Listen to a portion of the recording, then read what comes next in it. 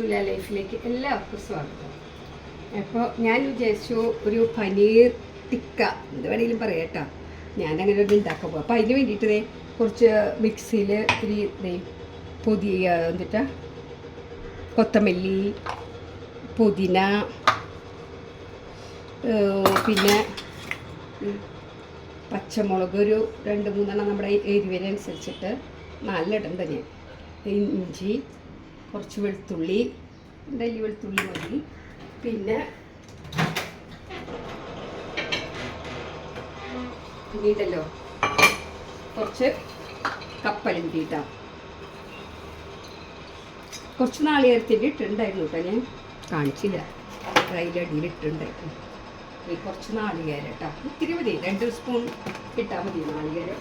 കപ്പലണ്ടി വേണമെങ്കിൽ കുറച്ചധികം ഇടാം. ഇത് മിക്സ് ചെയ്തിട്ടേക്കാം. മിക്സ് ചെയ്തിട്ടാണ് ഇതിൽ ചോദിക്കുക. നമ്മൾ മാഗ്നേറ്റ് ചെയ്ത് വെച്ചിട്ടുണ്ടായില്ലേ ഇതിട്ടാ പനീർ.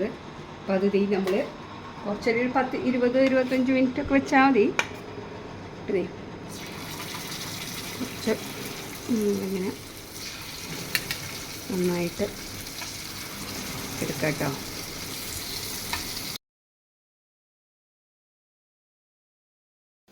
ഇതെങ്കിലും ഒരു സൈഡ് മറിച്ചിട്ടു, ഇങ്ങനെ 2ാം സൈഡായി. ഇനിയിപ്പോൾ ആയിട്ടുണ്ടാവും കേട്ടോ, നമുക്ക് എടുക്കാൻ നോക്കാം.